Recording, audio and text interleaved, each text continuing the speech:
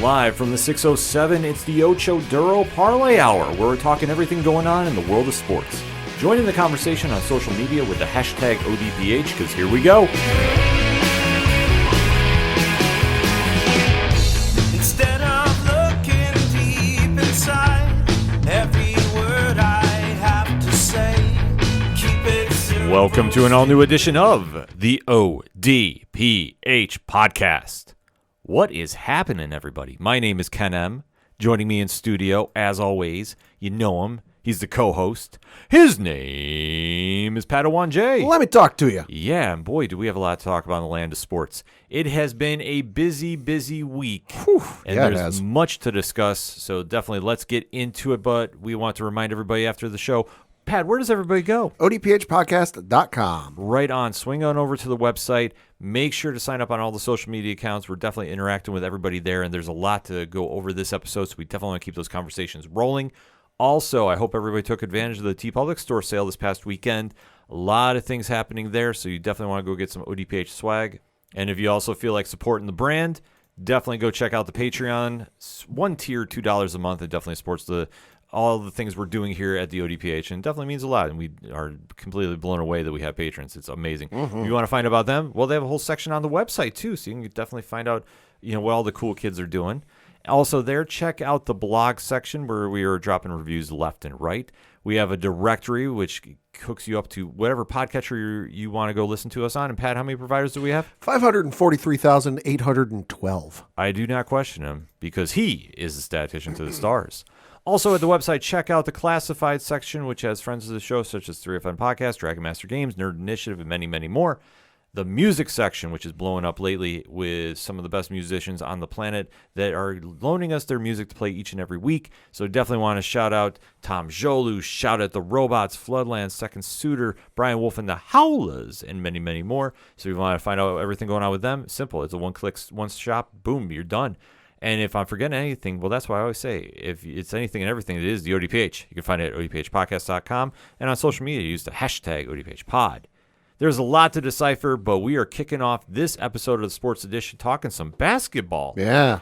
The season is over. We are at the playoffs. It has been a wild ride to get there, but there's much to decipher because this is dealing with the play-in tourney and all the fun stuff going on. Yep. So Pad is going to guide everybody through where everybody is going, if they win, if they lose, and give our predictions about who's taking home the chip. Yeah. Let's do it, Pad. Yeah, so for the play-in tournament, we'll start in the East. You've got the 7th-seeded Philadelphia 76ers taking on the 8th-seeded Miami Heat.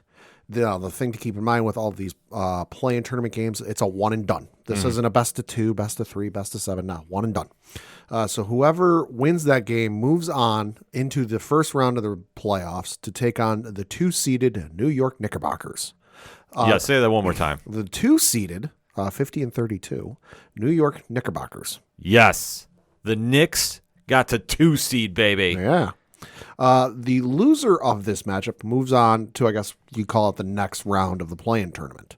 On the other side of the play-in tournament, you've got the 9-seeded Chicago Bulls taking on the 10-seeded Atlanta Hawks. Now, with this game, loser goes home. There's no second opportunity. There's no consolation prize. No, you lose, you're done. Yeah. The winner moves on to take on whoever loses from the 76ers Heat game. The winner of that, so it's whoever wins the 9-10 and whoever loses the 7-8, moves on to take on the number 1-seeded Boston Celtics in the first round of the playoffs.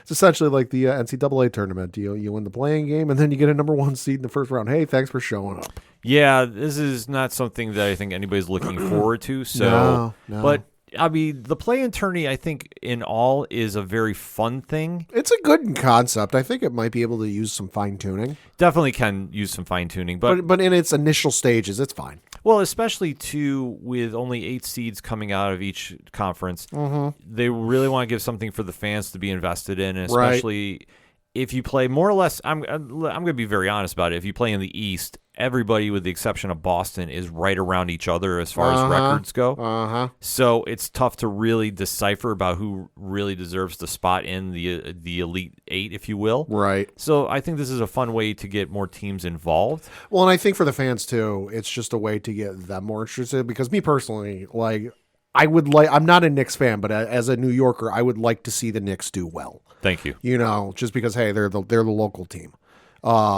You know, but it's hard for even like, I know the diehards, you know, will watch every game, every round from start to finish. But for me, I usually don't cue in unless there's something crazy going on that, like, you know, Steph Curry went off for like 45 or something crazy happened. I usually don't key in on it. Don't really start watching until, say, the conference finals or the semifinals or whatever it is, the round before the conference finals. You know, if it's a good matchup, like I know in the Miami Heat years with Wade, LeBron, and Bosh, they had a couple years that I know they played the Indiana Pacers. I was tuned in for that one. Oh, yeah. In the second round. But I think it's just another way to get fans like, hey, there's more going on than just the conference finals. Watch more games. Well, I think what helps and hurts the NBA is when you get to this stage, and I'm just going to pick on the Eastern Conference here. Sure. Because the West is a little more wide open, but the East has unfortunately been not up to par over the past few seasons. And like, listen, they have talent there, but in comparison to how stacked the Western Conference is, it's a little lackluster. And if you want to have a national audience tuning in, right, you really want to give them an incentive. Well, and especially with the East, where Boston's going to be there. The Knicks are going to be there. Past that, the Bucks, is Giannis going to play? Is he not going to play? That's still up in the air. You know, the same with Joel Embiid. Is Joel Embiid, if the 76ers are fortunate enough to make it in, you know, win 2 games in the play-in tournament, you know, or whatever it is, you know, is Joel Embiid going to be there? So it's hard with the East, like you said, where, like, the talent's there, but there's so many question marks. Oh, absolutely, because I think everybody has penciled in Boston for running away with this. I would say probably, yeah. And you'd have to think possibly, but the one thing about playoffs is literally it's a big season reset. Pretty much, yeah. And anybody has a shot if they can get hot at the right time. And for Boston, arguably, they're going to have a very easy first round. I'm sorry, the Hawks are not impressing me at all. Neither are the Bulls.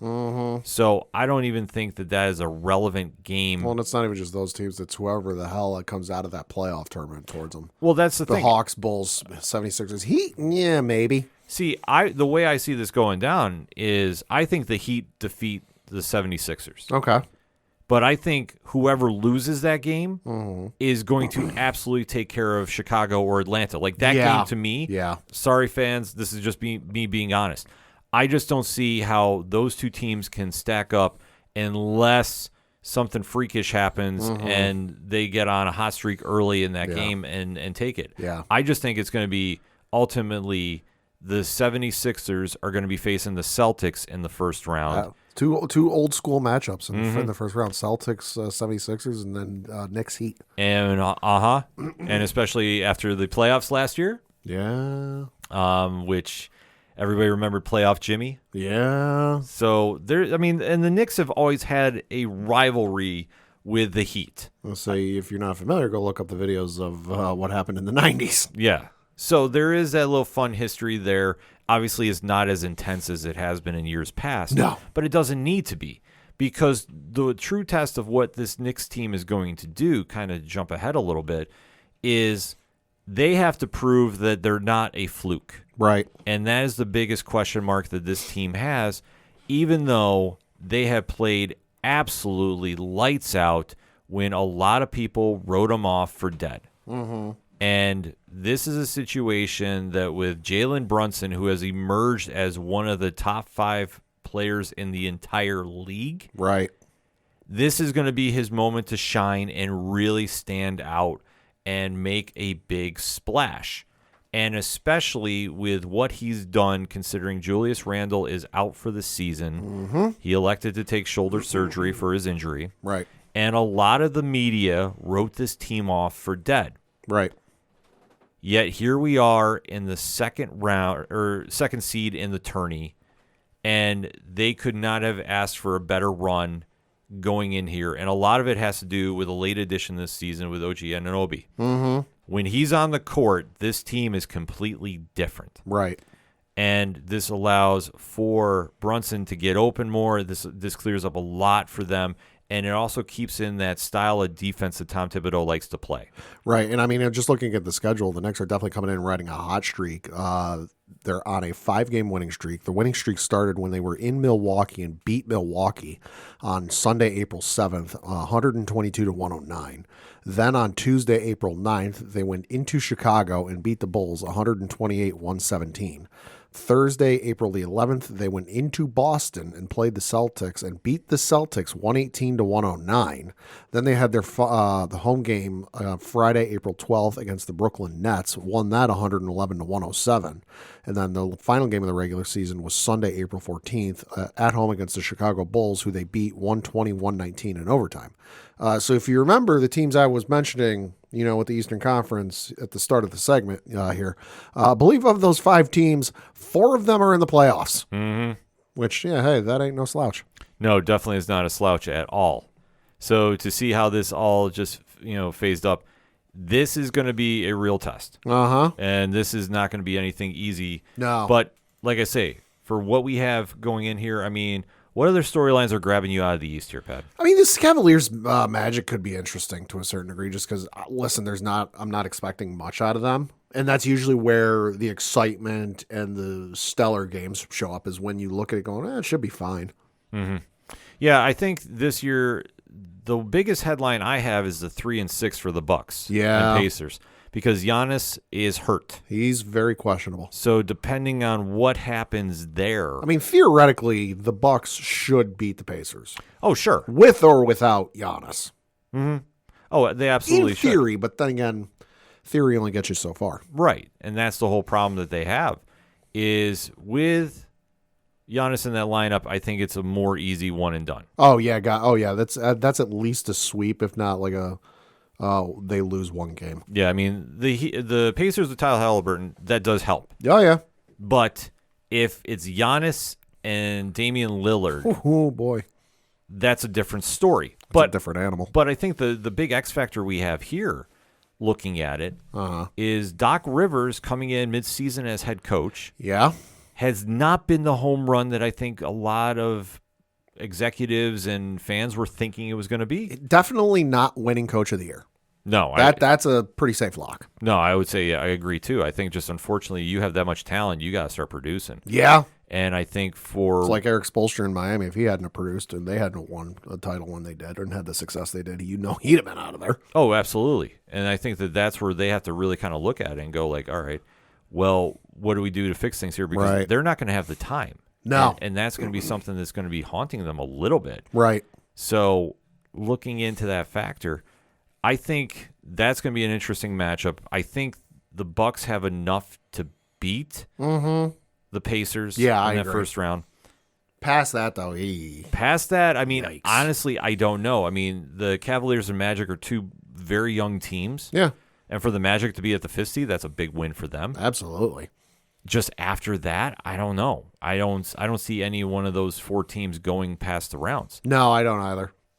I think if the Bucks could contend if Giannis is there, Mm-hmm. but if Giannis isn't there or he's extremely limited, they're going to get, I don't want to say swept, but it's going to be ugly. Mm-hmm.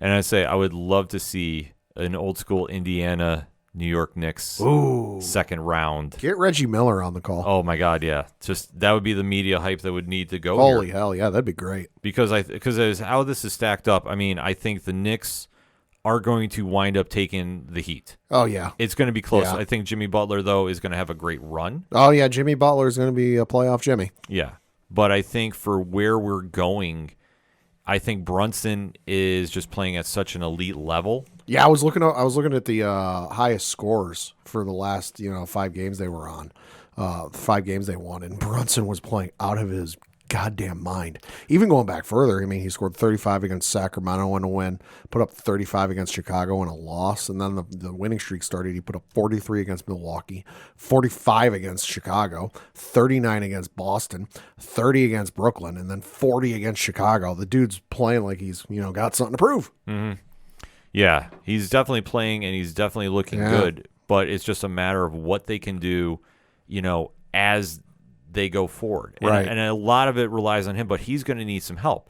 And this is where OG is going to have to really step up. Yeah. And plus, there's an unsung hero on this Knicks team that has really turned it on as of late, and that's Dante DiVincenzo. DiVincenzo. He has been playing lights out, too. Mamma mia. Putting on career numbers. And I think if he can stay hot, too, Josh Hart is very solid for where he plays in that lineup. Yeah. I think that they have a chance to really make a deep run. Whatever they've been doing, keep doing. Well, it's working. I think they finally have the right players in for Thibodeau's system. Mm-hmm. That's the biggest X factor with this team.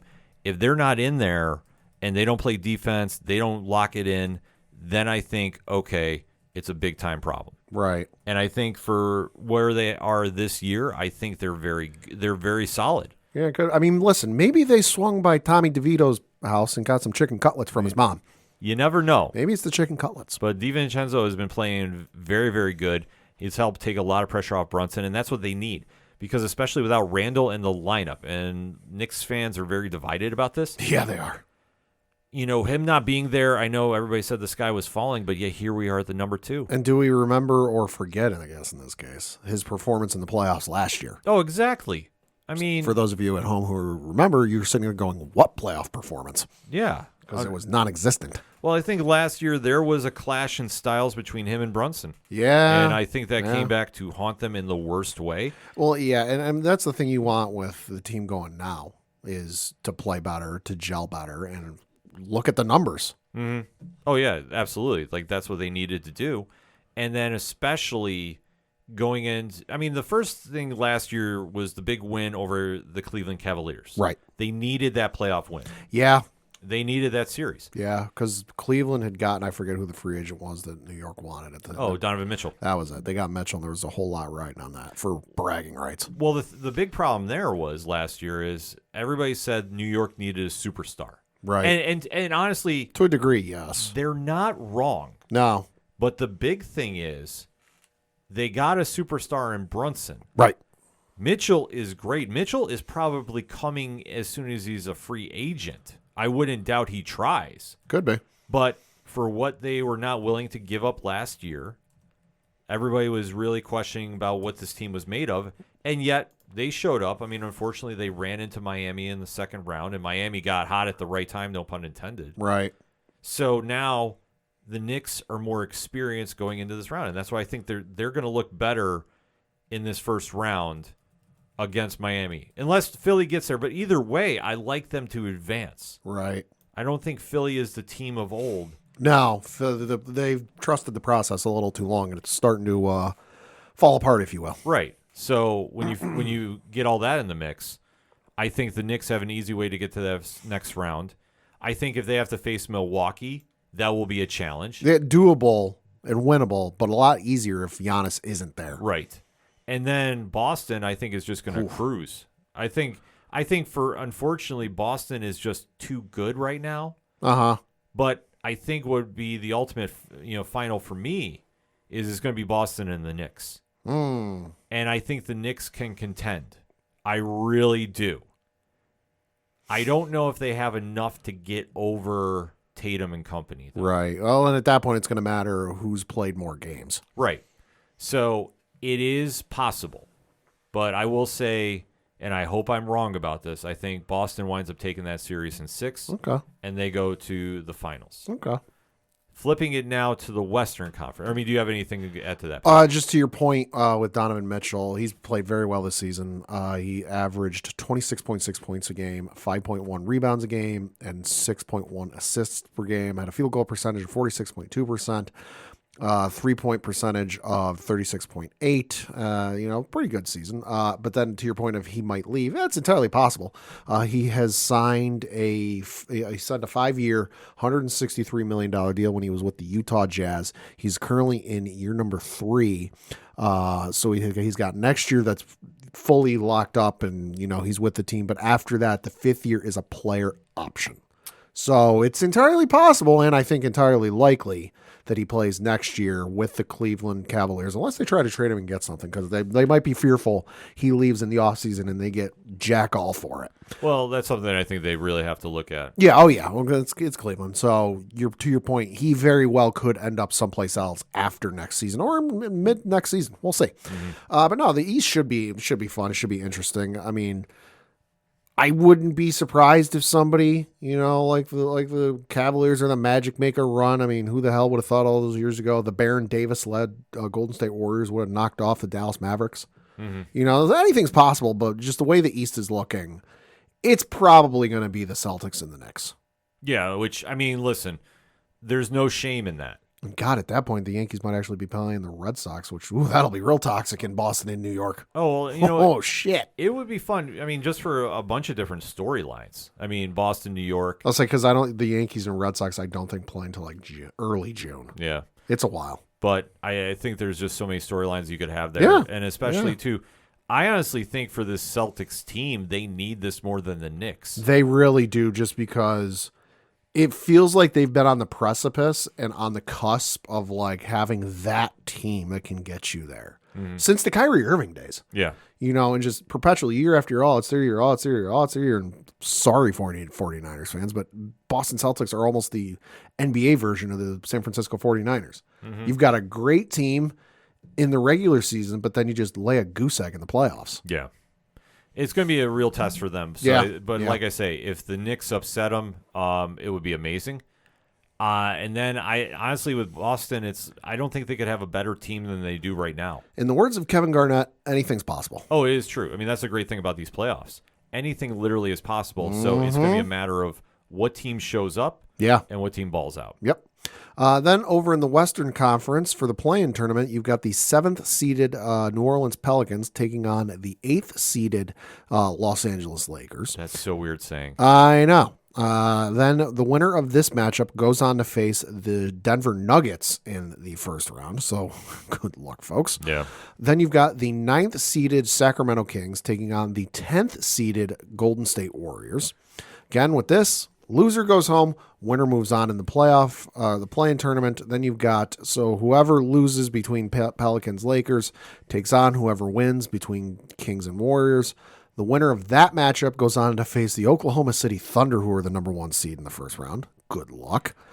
So for your other matchups, you've got the 3-seeded Minnesota Timberwolves taking on the 6th-seeded Phoenix Suns.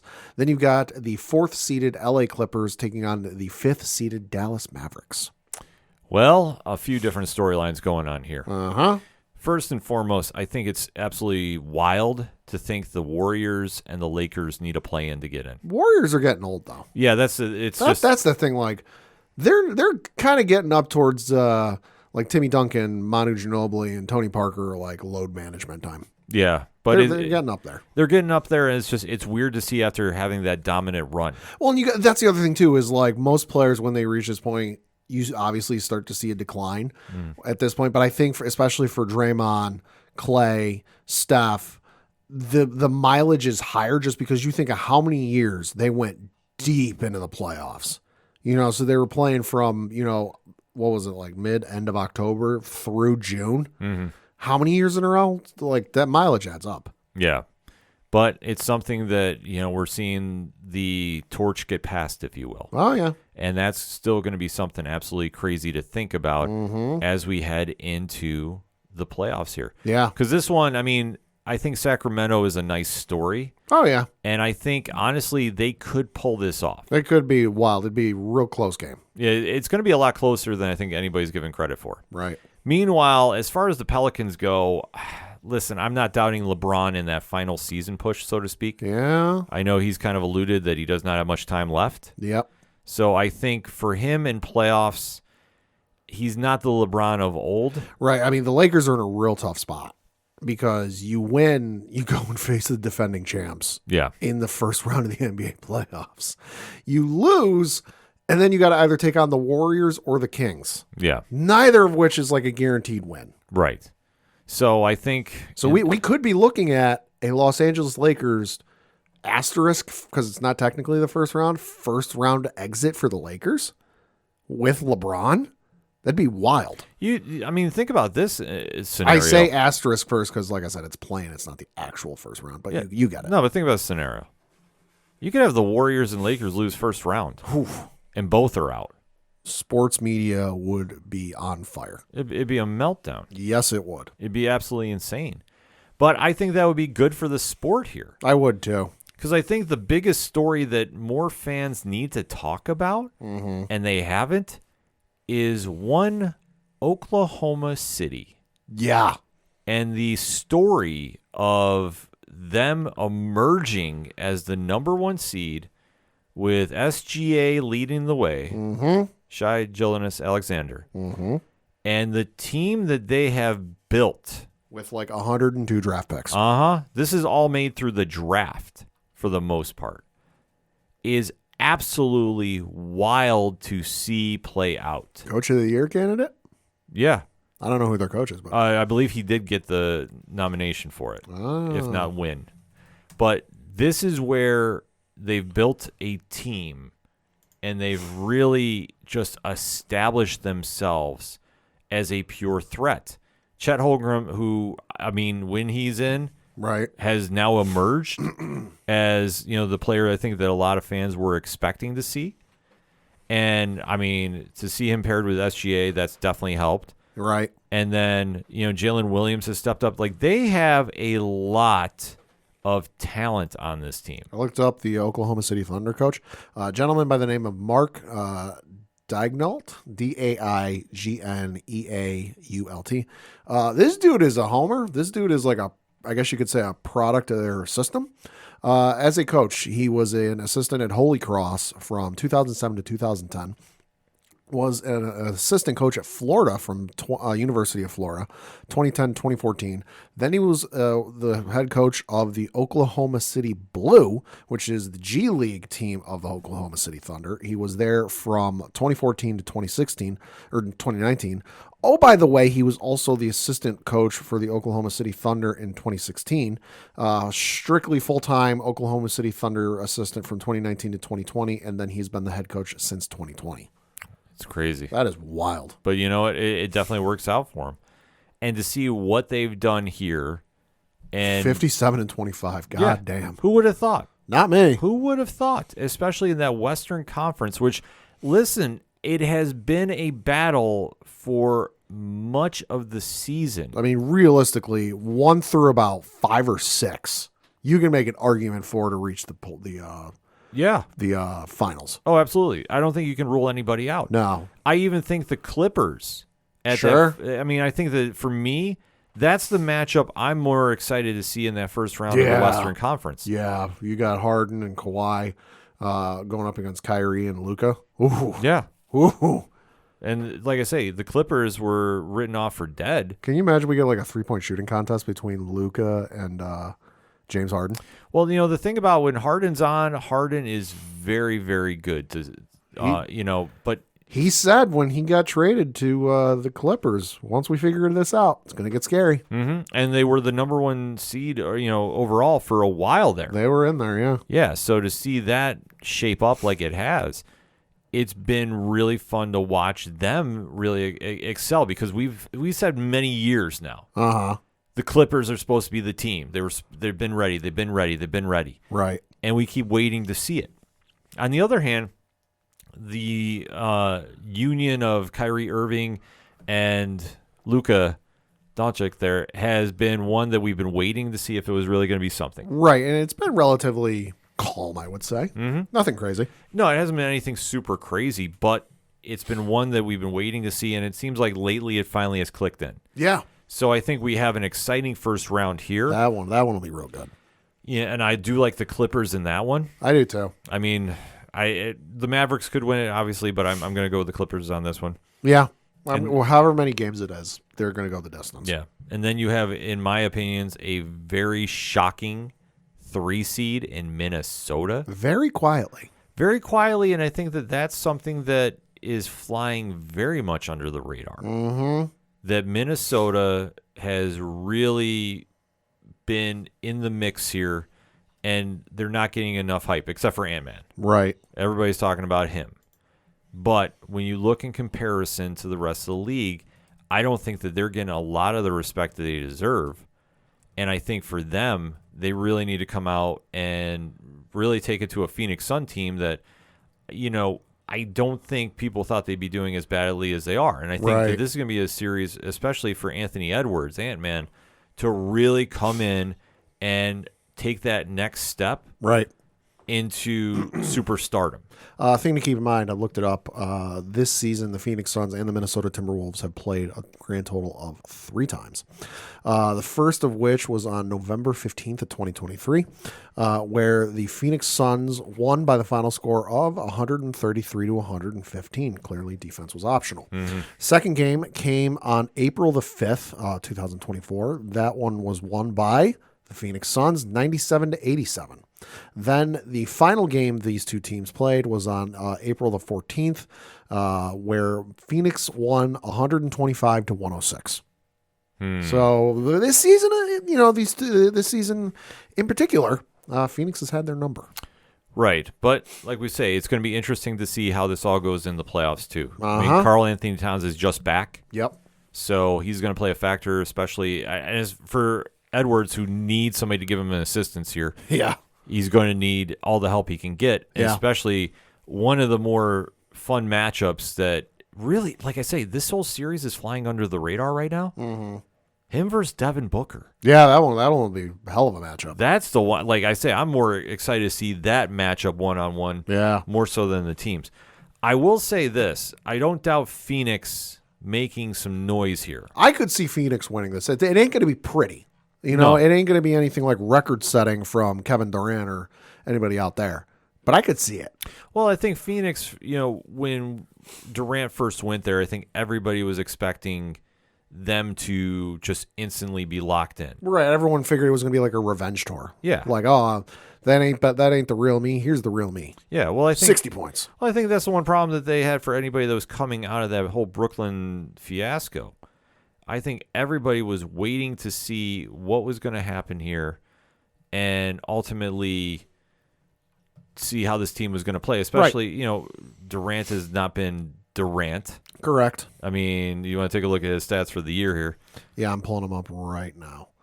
So for the 2023-2024 season, Kevin Durant in 75 games played averaged 27.1 points per game, 6.6 rebounds per game, 5 assists per game, field goal percentage of 52.3%, 3-point percentage of 41.3%, and he made 85% of his free throws.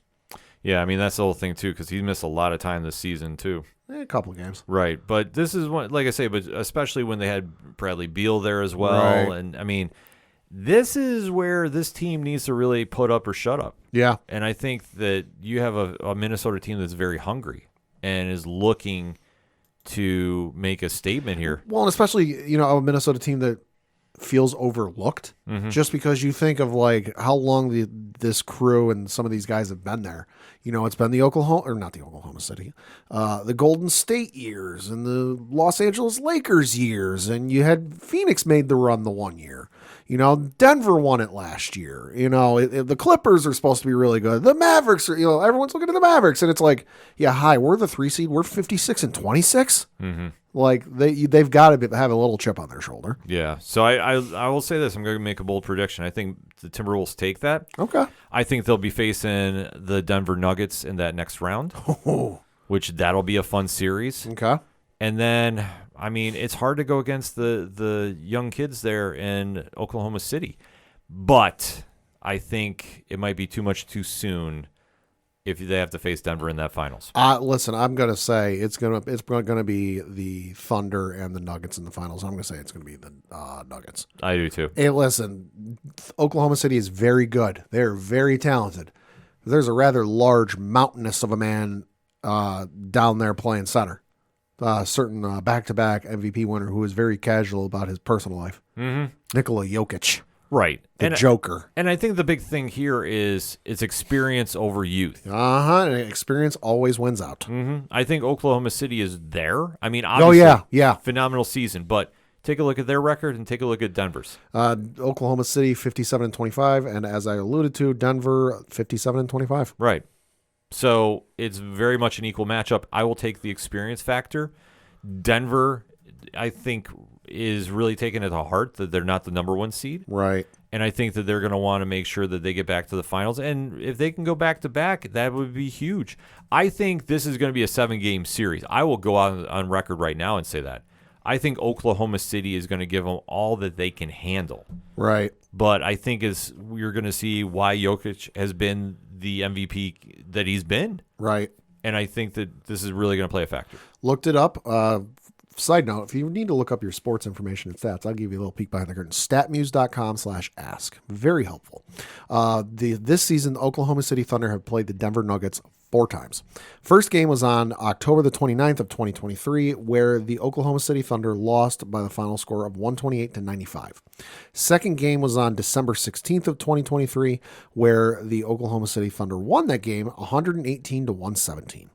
Then the third game was on December 29th of 2023, where the Oklahoma City Thunder won that game 119-93. Final game came on January 31st of this year, where the Oklahoma City Thunder won by the final score of 105-100. So the numbers aside, for the season, 3 wins for Oklahoma City and 1 loss. Yeah. But then again, it's the playoffs. None of that matters. Yeah, that's why it's going to be interesting to see how the young team handles the bright lights. Yeah. And I think that they will hang with Denver. Because this ain't going to be some regular season matchup where like you're on in 2 markets. In Denver and Oklahoma City. You're going to be on every market in the country, depending on who gets the matchup, ABC or ESPN or TNT, whatever. But you're going to be on television. Yeah. Everyone's going to be watching.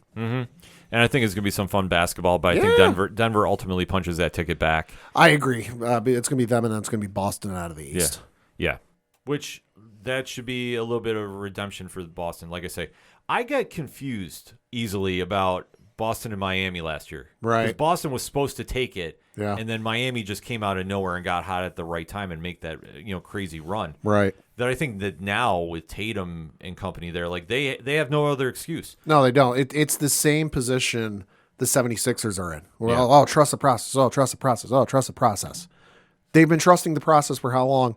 And now the 76ers are in the 7th seed, and in a play-in game. Yeah. It's at the point where the process needs to fulfill itself, the prophecy needs to fulfill itself, or get out the door. Because they've been talking about it for so long. Yeah. Like I say, when Boston was in there against Golden State did what they did. Yep. And then last year, obviously, they had the hiccup with Miami. I say, it's blending years because Boston, honestly. Well, and Boston, should have been there and should have won, according to some folks, since Kyrie was there. Yeah. And that's the whole problem. Like, this team has been built to win now and hasn't gotten the job done. Which I forget. When did he go to Boston? Let's look that up because that'll give you the real hint. He went to Boston in 2017. Right. So it's been 7 years of, we're almost there. We're almost there. We're almost there. Yeah. And yet I'm like a kid in a car waiting for vacation to the beach to get there. Like, are we there yet? And that's the whole thing that we're going to have to wait to see. So maybe this will be Boston's year. I will tell you this. I would love if it's Oklahoma City and the Knicks. That'd be great. I would love that. And the Knicks would win. And then New York would. God help the NYPD if that happens. Yeah, I might be making a rundown. I don't believe a lot of things some fans say. But I did see the clip. I don't know how old it was, but it was Tracy Morgan getting interviewed on ESPN, TNT, one of those two. And he was saying how the Knicks are going to win the NBA championship and then we're going to burn this thing to the ground. And I went, yeah, that's true. Let me put it this way to kind of put a bow on this segment. If the Knicks win the championship, that will be the most insane celebration in sports history. So y'all remember what the Philly fans did when the Eagles won the Super Bowl? It'll make that look like child's play. You remember when Cleveland won their championship with LeBron? It will put it to shame. Yeah. Unless you're from New York, you don't understand this. They haven't won a title since the 70s. Uh-huh. And yeah, the Yankees and the Rangers and the Giants have all won, you know, even the Mets have all won championships since then, but it ain't the Knicks. No. There's something different. No, Pat hit it right on the head. If the Knicks win, it's going to be one of the greatest moments in sports history, bar none. And even with the Yankees, even with the Giants, even with the Rangers, who will probably win the Cup this year too, there's nothing that touches the Knicks in New York City. We might not see Stephen A. on ESPN for like a month. It's going to be the absolute wildest thing you've ever seen, but they have to get there first because, like I say, otherwise they'll give me Boston deja vu, where I feel like they go every year. And then they don't, and then some team upsets them, which I tell you what, the Knicks could be that team. That's true. And that would be a ton of momentum going in, but I guess if I got to do that final prediction, I'm taking Denver in 6 over Boston. I'm going to take Denver in 7 over Boston. I think it's going to go the full distance. All right. That's our picks for the NBA playoffs. A lot to go over. I'm having deja vu because, seriously, I'm just tunnel vision about the Knicks, baby. It is orange and blue skies on my clouds, folks. That's what I am talking right here. But I'm hoping I'm wrong about my prediction. But let me know your picks. Pat wants to know your picks too. Let's have that discussion. Hashtag ODPH pod. Who is taking home the NBA championship this season? Let's talk about it, shall we? First, we're going to take a quick break. We'll be right back. You ever wondered what comics Mark from Vale Am I's into? What Zach from Left Behind's favorite MCU movies are? Well, Metalcore Nerds is the show for you. My name is Sean Mott, and here at Metalcore Nerds, we cover the latest things in pop culture, whether it be Star Wars, Marvel, DC, AEW, and everything else in between. You can listen to the show every Monday on Adobe Howl at 7 p.m. Eastern, or find it anywhere you find podcasts after it debuts on the radio station. Coming back for another segment on this edition of the ODPH podcast, and we have to talk UFC 300. Oof. Lot of stories coming out of this one. Oof. Obviously, Vegas was rocking a little bit. 20,067 folks in attendance. Yeah, Oof. and they definitely got their money's worth and then some. Saw the photo. People were like seated in the rafters at like the early prelims. Like, and I'm talking the ones that are strictly like those early, not the prelims, but the early ones. Mm-hmm. That's wild. Well, this card was as stacked as they could physically make it. Yeah. And I know that the main event maybe was not a big sizzle fight for pop culture. Sure. But for purists of the sport, it was a great fight on paper. And answered a lot of questions. So did a couple of the other fights on the main card, but we are going to actually buzzsaw through the prelims because there's a lot to go over on this one. Yeah, so in the featherweight division, it opened up on the prelim card where you had Diego Lopez defeat Sodiq Yusuf via TKO punches in 1 minute and 29 seconds of the first round. Excellent knockout. Oof. Excellent stoppage. Hell of a knockout. Yeah, I was completely blown away by Lopez's performance. He stepped up in the main card, so what else can you expect? Good for him. Then in the women's bantamweight division, we had the debut, or UFC debut, I guess I should say, of Kayla Harrison, who defeated Holly Holm with a rear naked choke submission at 1 minute and 47 seconds of the second round. This kind of went the way we talked about on the preview. And Kayla Harrison looked dominant. No slouch. No slouch. Vowed by the end of the year she'll be champion. I don't doubt her. And got a reaction from one Amanda Nunes. Yo. Yeah. Think we get Amanda to come out of retirement? There's a video going around. I'm not saying it's just... We're just putting the karma out there. We're putting the karma out there because, one, that'd be the best fight I think I could think of right now that the UFC could make for Kayla. And especially if you want to get Nunes back. Like, that's a perfect fight. I'm just saying, I think Nunes did that on purpose to kind of test the water. Yep. And boy, oh boy, did it get a reaction. Got Nunes' attention. Yeah, because Kayla was like, I don't care who's champion, if it's Raquel or Julianne Pena. She was ready to go, and I'm like, if you get Nunes, that is box office. So we'll have to wait to see about that, but excellent debut in the UFC for Kayla. Then in the featherweight division, you had Aljamain Sterling defeat Calvin Kattar via unanimous decision. All three judges scoring the contest 30-27. You know what? Sterling looked good. It looked fine. You know, honestly, I was not sure how he was going to do with this heavier weight class. Qatar gave him all he could, but, you know, Sterling won. So wait to see where he goes from here. Then in the main event of the prelims, you had in the light heavyweight division, Jiri Prochazka defeat Alexander Rakic via TKO punches at 3 minutes and 17 seconds of the second round. Yuri turned it on when he needed to. Holy shit, yeah, he did. Granted, Rakic... It's like he remembered he had dinner plans. Yeah, Rakic almost got him in that first. Almost. And to see him come in, and Prochazka definitely stepped up and went completely insane in that second round. Yeah. Good win for him. Waiting to see where he goes next in that light heavyweight division. But a hell of a way to cap off the prelims, and then we go to the main card. So in the main card, the first fight you had was in the middleweight division, where you had Bo Nickal defeat Cody Brundage via rear naked choke submission at 3 minutes and 38 seconds of the second round. Good test for Bo. Yeah. Surprised it went to the second round. I think that might have been something a little new for him. He liked playing with his food. Yeah, but this is going to be a question now of, after this fight, where does he rank and where does he go? I'm looking at the rankings for the middleweight division. He's not even in the top 15. Right.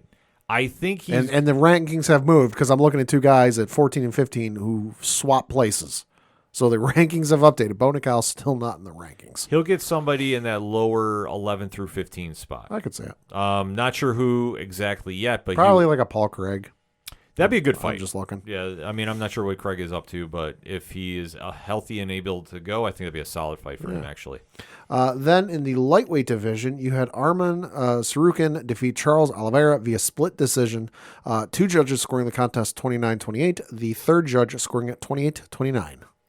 Yeah, this one, close fight. Mm-hmm. But Arman, he looked good. He stepped up to the challenge. Was surprised at not the ending per se, but the fact that Arman did not get the title shot against Machev. We'll talk about that after we get done breaking down the card, but I was surprised at that, and then bad loss for Oliveira. Uh-huh. And now the question is, where does he go from here? Yeah. A couple ideas come to mind, but it's the one problem you have is that lightweight division is so stacked. Yeah, it is. That if you lose in the top 5, it's crushing. Yeah. And it's nothing against him by any stretch of the imagination. Oliveira's still number 2.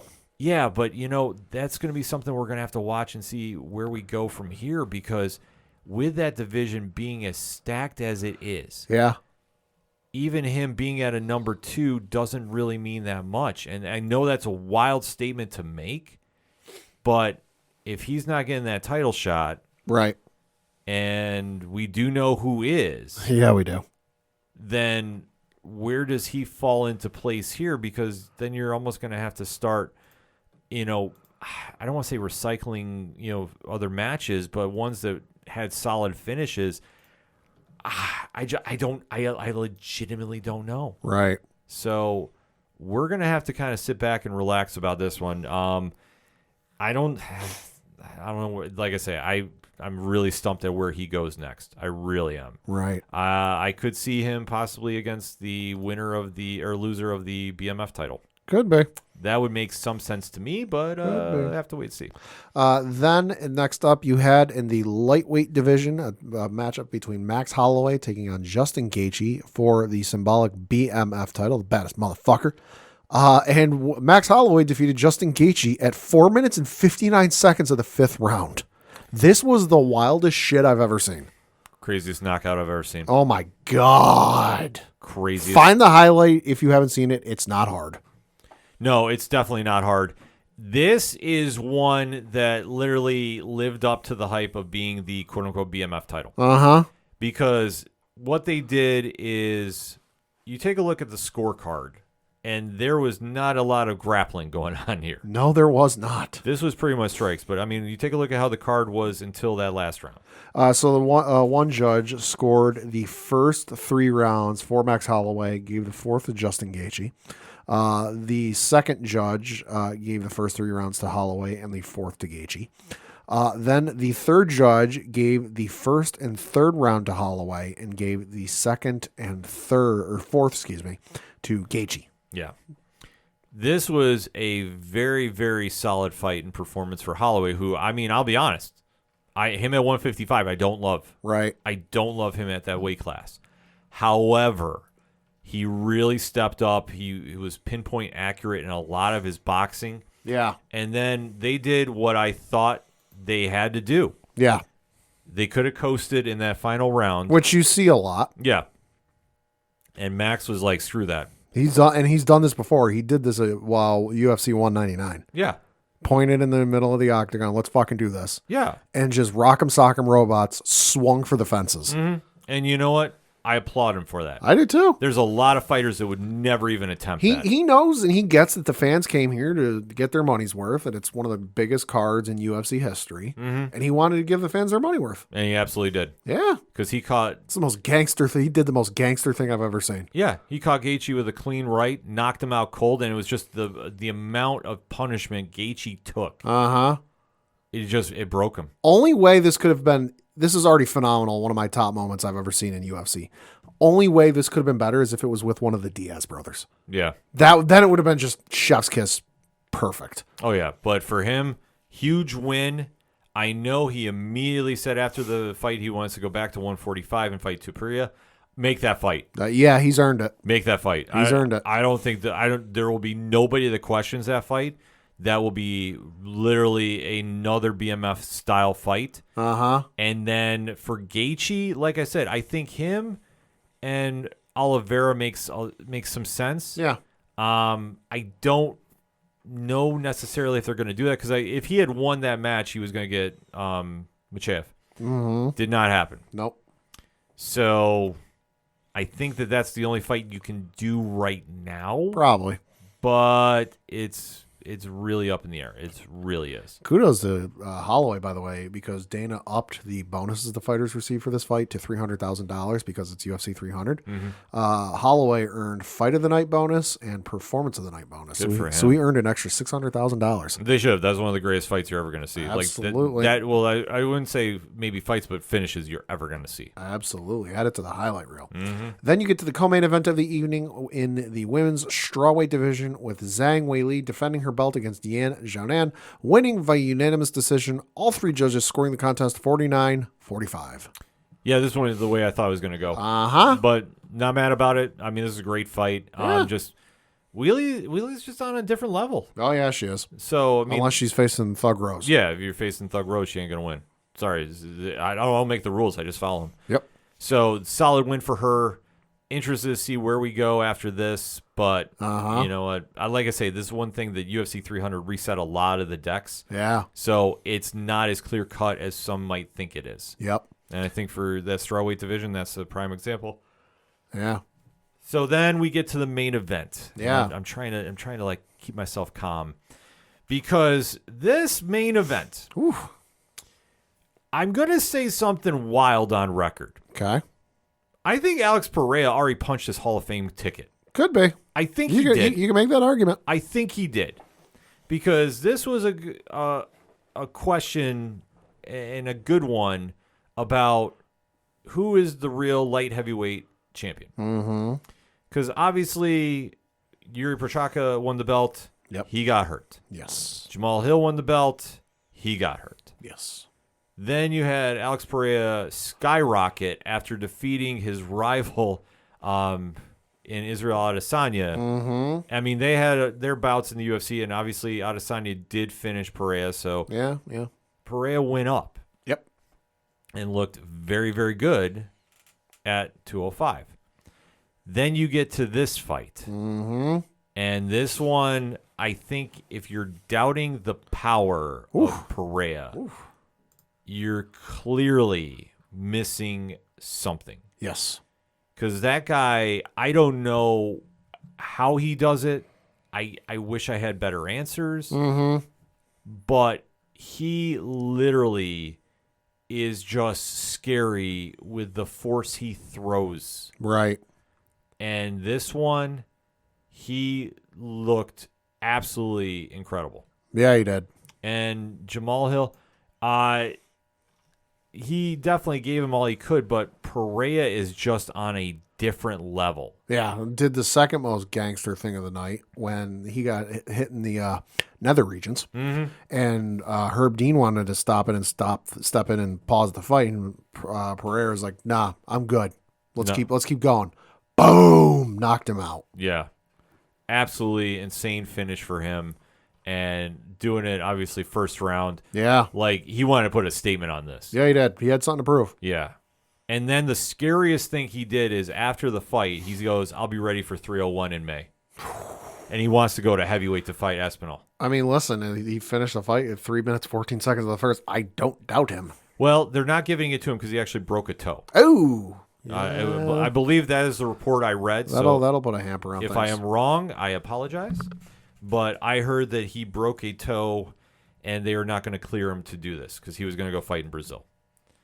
And that would have been absolutely wild to see, because if he wound up winning that, he would have been a Triple Crown winner. Oh, he fought the fight injured. Okay. And Dana didn't find out until the night of the fight. Okay. Oh, shit. Well, that's what I say. He's just a different dude.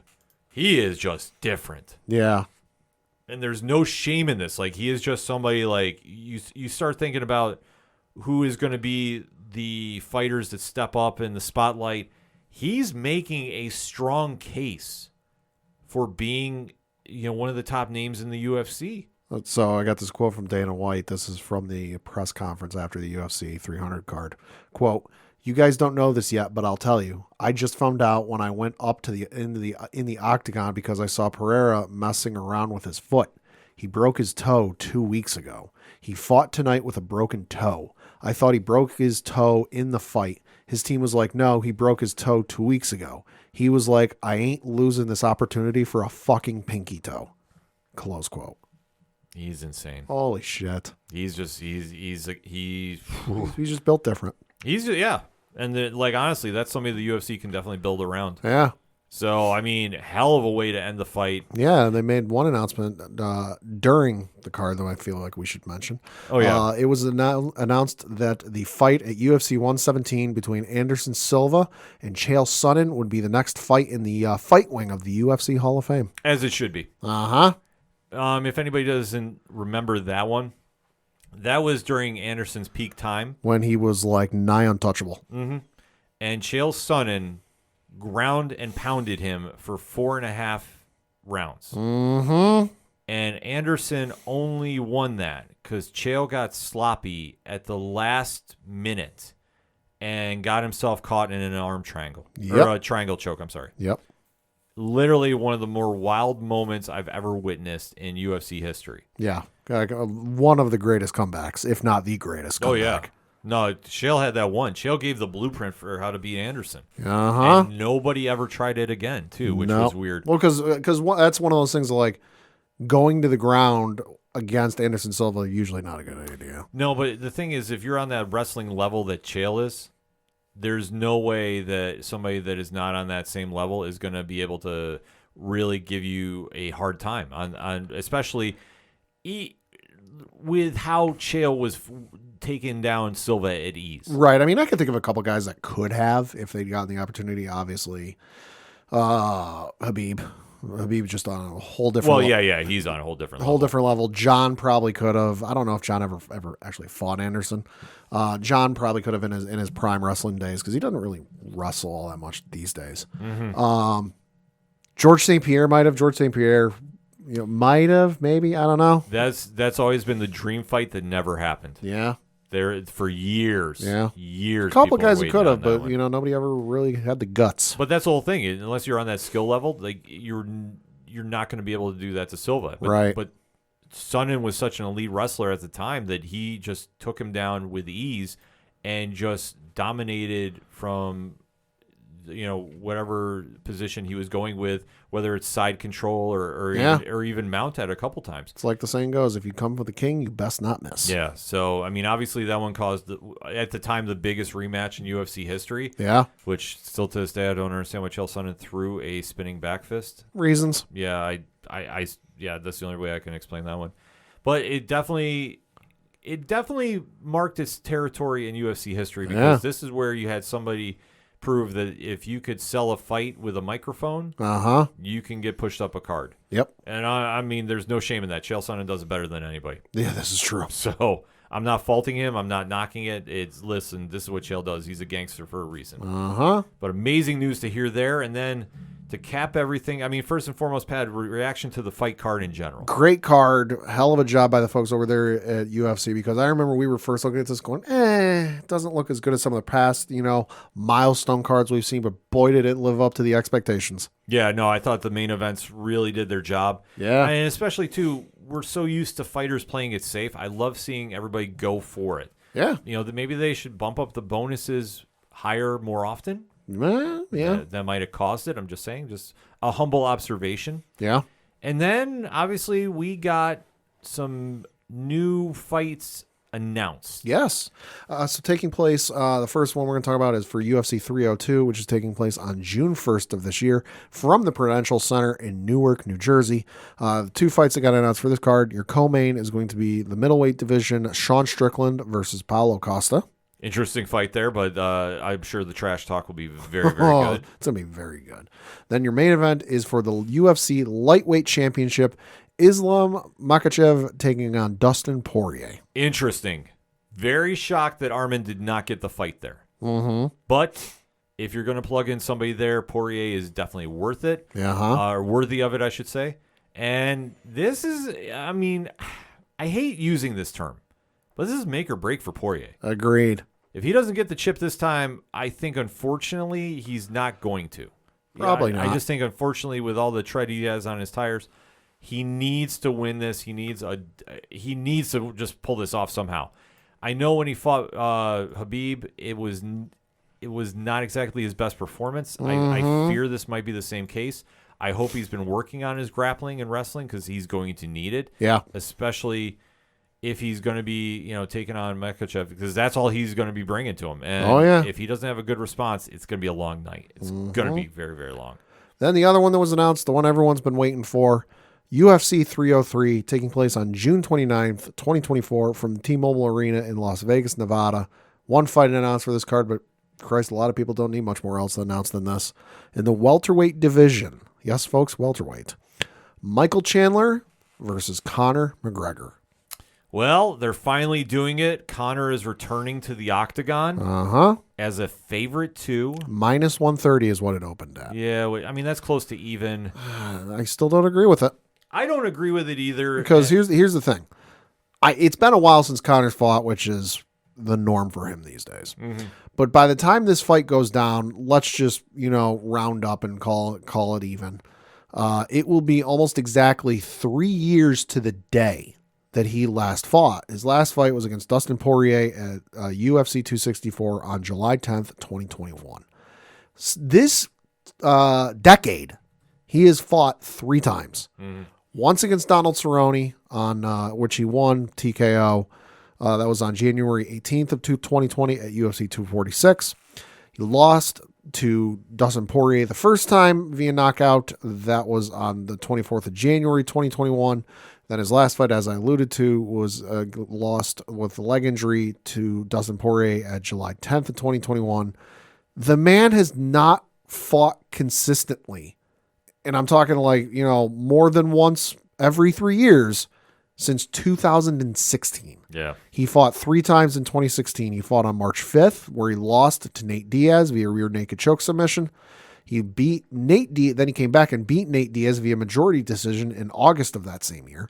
Then he knocked out Eddie Alvarez in November of 2016. Then he went off and did his own other things before he came back in 2018 and lost to Khabib.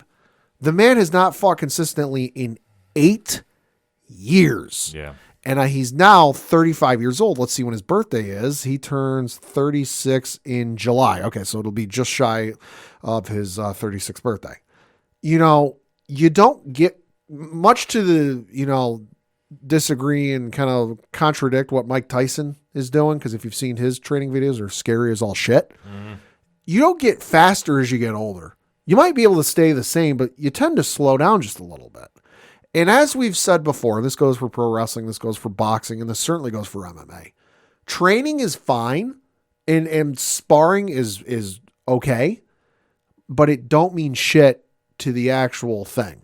When a guy's in the octagon actively trying to take you down or take your head off. Mm-hmm. And I'm sorry, going up against Jake Gyllenhaal for a movie is not the same thing. Yeah. You know, so I got no disrespect for Conor McGregor, you know, in the octagon, one of the best to ever do it. Hell of a performer, hell of a fighter, but just favorite at this point? Stop. The only way I see them doing this as a favorite, and this is just my unofficial ODPH guess. Sure. They know that Chandler will throw hands with him. Absolutely. At 170. Of Chandler's 23 wins, 11 are by knockout. So, that being said case, it's a lot of it going on the hope that Conor is back to being the Conor of old, instead of just being Conor is old. Mm-hmm. I think in that last performance we saw against Dustin Poirier, we saw, unfortunately, the state of Conor that is going to be the norm at this stage. Yeah, because the thing you got to remember with that Poirier fight, because, again, it's been almost 3 years since that fight happened, that was a leg injury after the first round. Yeah. He's just not really into fighting per se. He's got other business ventures, which, Yeah. hey, that's fine. Yeah. You know, do you and venture out. If you want to get into Hollywood, okay, that's fine. But just, he's not the same guy. Right. And I think that for him to try coming back at this age. And even the win against Cerrone. That was Cerrone at the end of his career. Right. You know, that was 4 years ago. So you can argue his last legitimate, and when I say legitimate, I mean, hey, that was a hell of a win. You know, you don't got to really asterisk it a little bit. Is Eddie Alvarez, and that was November 12th, 2016. Yeah, no, his prime years are gone. Yeah. It is what it is, folks. For Conor, He tried wrestling Habib. Yeah. And that's a fucking mistake. well, the whole Habib thing, Habib Yeah. knew what he was doing. And yeah, there was Habib was toying with him. there was a little incentive on that one. Yeah, Obviously, there with was. the whole nonsense that went down. So this is going to be a situation for Conor that, yeah, the only chance he's got is if Chandler wants to put on a show with him and stand in the center of that cage and throw hands. Which is what they're going to do, because both of these guys' wins are primarily knockouts. Well, that's what they're going to have to do. I mean, Chandler can wrestle. Oh, yeah. It's just going to be a matter of, is he going to want to take Conor down and play it safe? I don't think he's going No. to. I think that Conor and him are going to stand in the center of that cage, and that's where Conor's going to clip him. And then after that, everybody's going to say, oh, give Conor a title shot. No. Conor is now at that stage where Masvidal is, Nate Diaz is. Yeah. I think that those guys are great fighters, and they'll put on shows. But I think if you want to say, are they back to full-time competition? I don't think so. Right. I think they're more built for the marquee matchups, and Sure. I think that that's where they'll excel at. Sure. So, in fact, I'll even say this: if the UFC can book it, I'd give Masvidal to McGregor. See, here's what I think is going to happen. I think Chandler's going to win this. But Chandler's going to have to weather the storm, toy around, and maybe do a little bit of dancing and drag Conor into deep waters. Because if you try and go up against Conor in a straight boxing fight, it's a coin toss who can win that matchup either way. Let's give Conor his flowers. Mm-hmm. But the thing you got to remember is we've been harping on Conor like, oh, he's not consistent. He has not fought into deep waters. And when I say deep waters, past the third round since he lost to Habib in 2018. Yeah. I think if Chandler is able to drag Conor into deep waters and keep it competitive and keep it close, we might see Conor gassed by the time you get midway through the fourth. Yeah. Or even early into the fourth. And at that point, if Chandler's been conservative with his gas tank and he's got plenty left, that's when he can go, all right, to borrow the term from NASCAR, time to go. Yeah, that's going to be his only option. Yeah, But we'll because in a boxing match, straight boxing, I don't think he can beat Conor. no. But if he can drag it into deep waters and toy with him a little bit, then he can pull it off. We'll have to wait and see how that all plays out, but a lot of UFC news to talk about, so definitely hit us up on that hashtag ODPHpod. What is your thoughts coming out of UFC 300? What's the takeaways that you have concerning Conor McGregor returning? And then what about that lightweight title match announcement? Let's talk about it, shall we? But let's get a quick breakout. We'll be right back. Do not adjust your dial, or your phone, your watch, or whatever the heck you're using to listen to the awesome podcast you're currently listening to. I am the Duke of Nerds, Tyler Mack, and I am here to tell you that being a nerd can be a bit overwhelming, especially after 30. Life moves pretty fast in our nerd culture, and if you don't take the time to notice things, you miss out. That's why I'm here. As your Duke of Nerds, I am charged with educating, enlightening, and entertaining you on all things nerdy. I do it by running the 30 to Nerdy podcast. 30 to Nerdy is a Badcast Company production and currently playing wherever you cast your pod. Follow along each episode using the hashtag 30andnerdypod. And check out what all is going on at 30andnerdypodcast.com.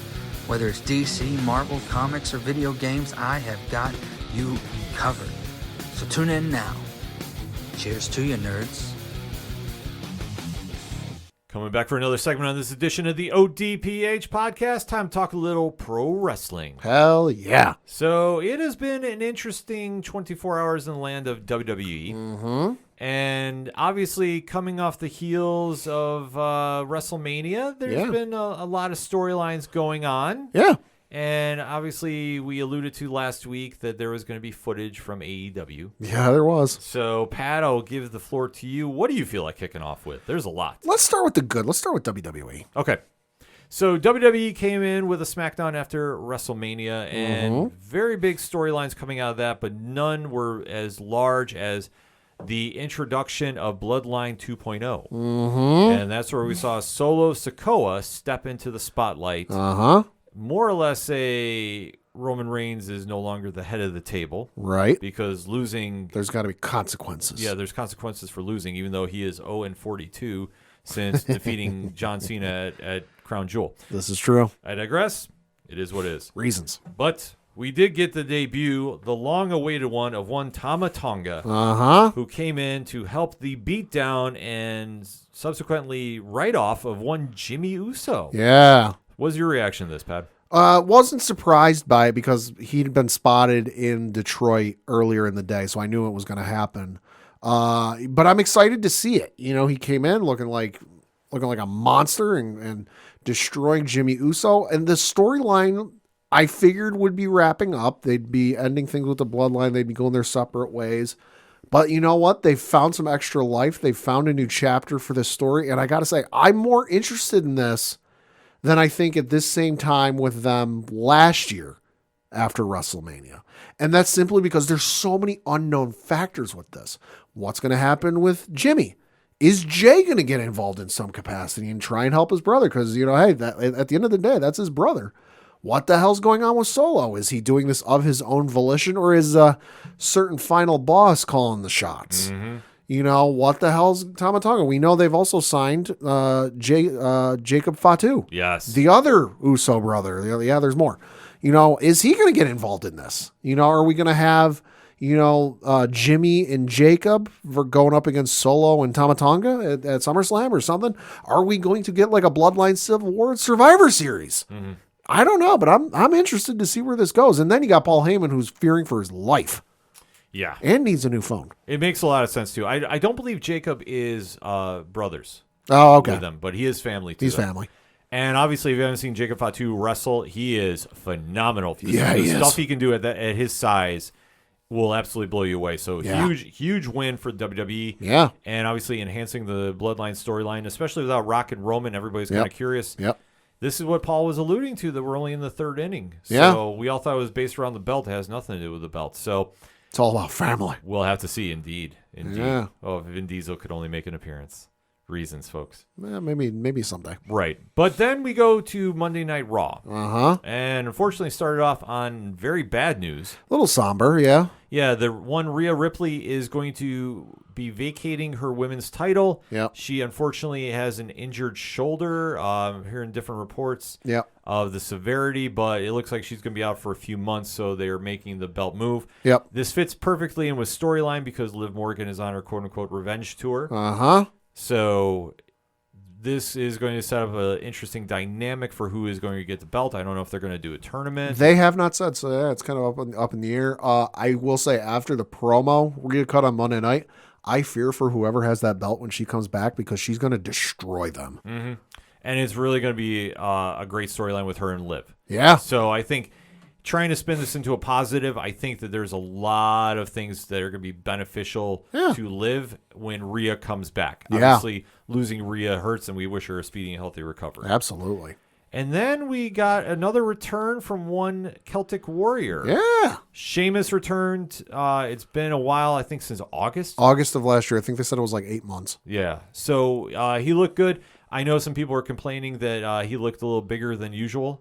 Listen, he still can go in that ring. It's He fine. picked up Ivar, held him on the second belt or turnbuckle, and then just kind of stood there. Yeah. That was the freakiest thing I saw all night. Holy shit. Yeah, I don't care how big he looks. He's fine. Yeah. Like, aesthetically, he's doing the everything that we know Sheamus to do. So, like, listen, that's the only thing that matters to me. It was just weird seeing that was an online talk this week. But doesn't take much. unfortunately, Twitter was an interesting place this week, and I'm not going to get into that nonsense.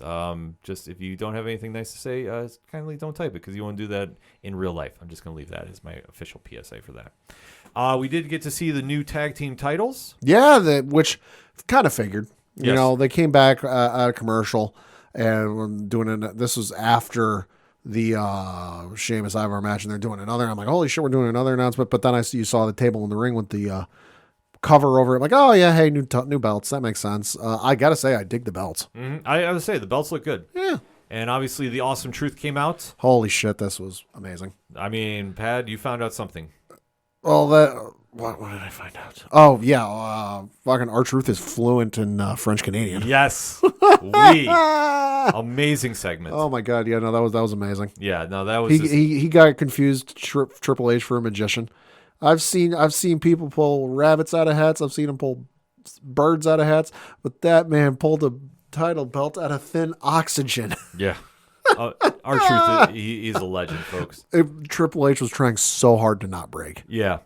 So it was a great segment to build up for the Triple Threat, which crowned a new number one contender. A fantastic match. DIY, though, is going to be your number one contenders, and they get their title shot next week. I'm happy, but I'm not because I don't think they're going to wind up winning. I know. I want them to win too, but probably not. I just don't think it's going to happen.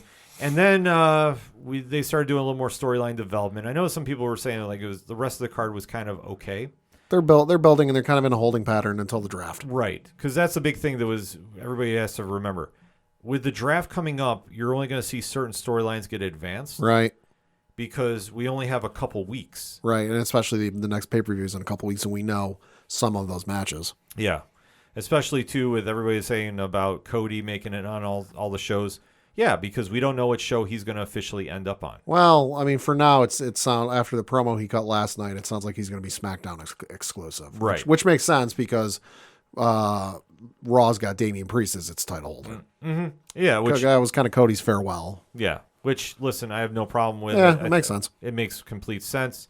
He's got a wife and a young kid. Yeah. Can't be everywhere all at once. Right. I mean, that's going to be the one thing with the titles now is you're going to have two champions defending on two shows. And yeah. Listen, nothing is wrong with that at all. Consistently as well. Right. No month-long hiatus. But then we get to the main event. Yeah. Because this is the one I think everybody's talking about. This one that generated a lot of buzz on social media, and it was the highly anticipated Intercontinental title championship match against Chad Gable and Sami Zayn. Mm-hmm. Pat, let's first and foremost talk about the MVP of this match, the camera work for the intro. Oh, my God. Kevin Dunn is somewhere screaming right now because the match before this one was Jey Uso taking on Finn Balor. Jey Uso won. Shenanigans ensued. Jey got out of there, walked up the stairs of the arena, the Bell Center, walked into the concourse, and then was walking down the concourse with fans there. They weren't doing the typical, oh, we've got security here keeping you from the wrestler. No, they let the fans intermix and intermingle, which was awesome. Some dude got yeeted. One dude got yeeted out of existence. Go back and watch the footage. Yeah. And we're kind of like, what the hell are we doing? It's one long continuous shot. We're like, where the hell are we going? And goes outside. Now who's standing out there? Sami Zayn. He tells this wonderful story how he first came to this arena to watch wrestling 25 years ago. And now he's coming back 25 years later as a champion. And Jey just goes, hey, go get him. Yeah. And then he goes, the camera does a 180, goes behind Sami, follows him back into the same arena they just came out of. All seamless and fluid. No stopping. Follows Sami in there. Meanwhile, people are like, oh, Sami. They're going nuts because, hey, hometown hero. And then right as he gets up to the entryway into the arena, his music hits. Mm-hmm. And the crowd goes nuts. Oh, my God. The cinematography with this was incredible. Yeah, this was prime example of the new era of Triple H. Kevin Dunn, eat your heart out. Yeah, phenomenal way to hype up this match. It definitely captured the energy of the Montreal crowd. Yeah. Obviously, Sammy's hometown, the history there. The last time we were there, obviously, I think everybody remembers Elimination Chamber. Yes. And, the vibe there carried through. Him and Chad Gable had a great match. And Sami Zayn wound up winning. Now, the only fault I had with this match is he did not really sell the haluva kick, like the pain he was in running. He kind of ran okay. I think Suplex City might have a new mayor. Yeah. Sammy threw like 15 of these things. Yeah. Holy shit. But at the end of it, Sammy wins. Yep. Does the handshake with Gable. Raises Gable's arm. Yep. Goes outside, greets his family, his wife, and then while he's hugging his wife, mid-hug, Chad Gable comes up and gives him a German suplex. Oh my God. And then starts the beat down of him. Yeah. This was excellent. It was storytelling. phenomenal. Yeah, which, I mean, for Chad Gable, I think him going back to being a heel works. I think some people were mad that he's been a face for a little while and whatever he's doing with Alpha Academy. I think this plays into where he's very strong at. And he is a phenomenal wrestler. He needs to be, in that same kind of Kurt Angle heel type. Yeah, which I don't think we've ever seen him as a heel. If he has, it's been a while. It's been brief, but I mean, obviously, let's face it, since he was on the main roster under former management, we had stuff like Shorty G. Yeah, that's true. His anger's been building a while. Yeah, so the fact that he's now allowed to do this, I'm completely fine with this. Yeah. I know online some people are saying about pairing him with the Creed brothers and doing a new Team Angle type deal. Well, saw two tweets. One is from Chad Gable. This was tweeted today as we record, and it includes two photos of him attacking Sami Zayn after the main event. And he said, quote, "Don't kid yourselves. You would have done the same thing," close quote. But no, where everyone's getting the rumors and speculation comes from Julius Creed himself on Twitter, where this morning, again, he tweeted, quote, "Ready, willing, and ... Well, it makes sense because during the pre-match, they were working out with him in the ring. Note it was not Alpha Academy. Yeah. And honestly, I think they need to do that with the Creed brothers. And if they want to have Ivy Nile turn on Maxine, right, that's perfectly fine too. I think there's a lot of potential to do some things here. Not a Diamond Mine 2.0, but, a Team Gable. I mean, listen, there's clearly going to be some shenanigans going on because Akira Tozawa tweeted last night, quote, "I trust you because you're my coach." Yeah. Close quote. So what the hell's going to happen to Otis? It's going to be weird. I'm here for it, though. You know what? I think he gets moved from the draft. That could be. I think he goes somewhere else. I think maybe not a full refresh for his character, but he's going to get something. Yeah. And obviously they ended on that note and really have social media talking. Oh, yeah. Which is very good to see. Everybody is talking about angles. They're not overemphasizing about other nonsense because, well, there was something that happened last week. Boy, was there ever. Yeah, which we dived in very heavily on Wrestling Night Live. So, Pad, do you want to add anything to it since you are here? Yeah, so for anyone who isn't familiar, AEW, after CM Punk went on the Ariel Helwani show and talked about what happened at All In between he and Jack Perry, Tony Khan and the powers that be decided, you know what, we're going to air the footage from All In, but they never said what. And we were kind of left, everyone kind of jumped in and was like, well, it's probably going to be the footage between CM Punk and Jack Perry, because we knew from the get-go, or relatively soon after, that there was security cameras in the gorilla position and that there was footage of this incident. So everyone kind of figured, it's probably going to be the footage between Punk and Perry. But then as the days went on, because they announced this, on like Thursday, Friday, something like that. They announced it over WrestleMania weekend. That's what it was. So as the days went on and time went on, people started to speculate, well, maybe it's going to be, the digital exclusive footage of the Bucks talking to FTR backstage. Now that was never shown on TV. It might be that. Maybe it's going to be, some sort of SNL sketch where it's, the Bucks playing, somebody, and then you get a couple other guys on the roster and they do like an SNL sketch. Wednesday rolls around and it was none of the wool pulled over our eyes. It was the straight footage, minus audio, because I didn't have audio, of what happened between Jack Perry and CM Punk. And what then happened is a lot of the internet went, that's it. Yeah. This is all it was. You know, Ariel Helwani or somebody from his team even went so far as to line the footage up with the audio and the video from his interview with CM Punk. And it matched up verbatim. Yeah. You know, so I guess where I land on this is, what the fuck did that get you? Because the other thing that happened afterwards, they started DMCAing or taking down anyone who was posting the footage. When it came to uploading the clip or video of what happened, because WWE does this, AEW does this, they'll put up clips or videos of what happened for segments throughout the show. They put up the video for the Bucks airing the footage, but it was them introing the video, and then it cut right to after the video ended. They never put the video up. So I guess we're like, what the fuck was the point of this? Like, if Punk was still quote unquote signed with them, oh, you know what? We got to fire you, air quotes. You know, you can't be around anymore. And that led to him coming back and having a match with either the Bucks or whoever or Jack Perry or whatever else.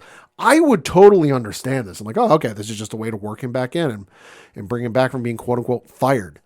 But he was fired from AEW. He's with WWE. He showed up at Survivor Series, wrestled on a number of occasions for WWE, including the Royal Rumble, and was at Philadelphia for WrestleMania all week, that week. It wasn't a fever dream. Mm-hmm. So I mean, I guess the thing with this is, so at the end of the day, what the fuck was the point of this?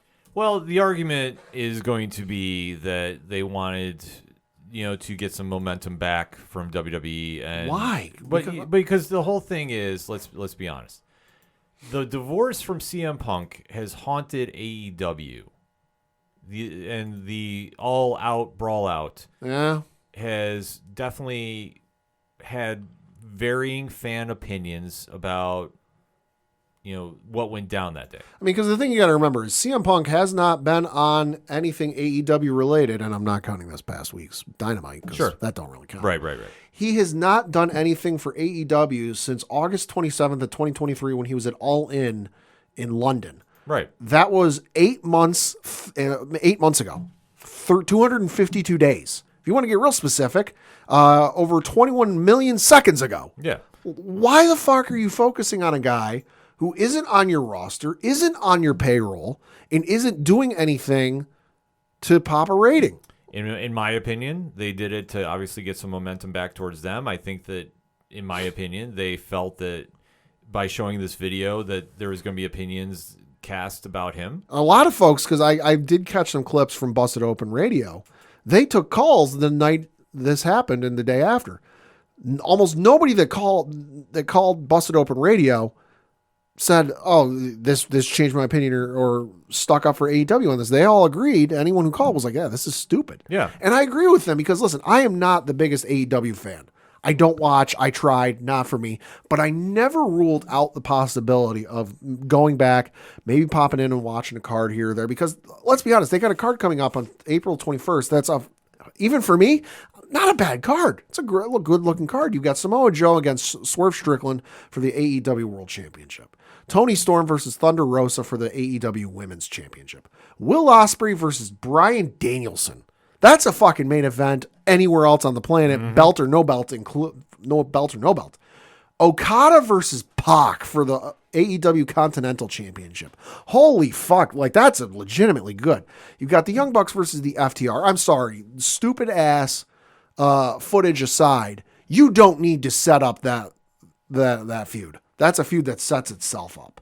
Julia Hart versus Willow Nightingale for the TBS Championship. Really not an opinion on that one, but hey, for the folks that are excited for it, good for you. Then you've got Adam Copeland, Eddie Kingston, and Mark Briscoe versus the House of Black in a trios matchup. Damn, that's a good matchup. So the ones I'm going off of, there's one match and I'm like, whatever.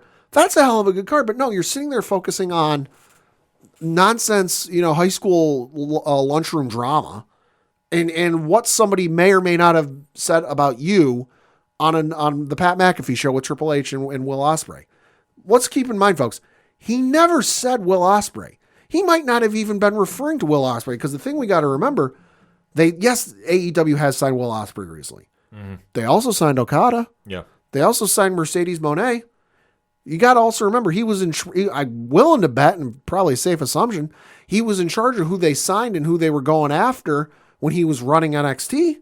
He could have been thinking of someone from his NXT days that like, hey, you know what? We really wanted that person, but they decided to go elsewhere. Everyone just jumped to the conclusion that it was Will Ospreay. So, hey, thanks for the free press and thanks for the free footage when you should have been focusing on your own thing. But it was just asinine. There was just no reason for it. Well, that's the whole point about it. And just kind of tie everything up with a bow here. That AEW tried taking a shot for whatever reason. And it was petty and childish. And for me, like I said, I don't watch AEW. I keep an eye on it.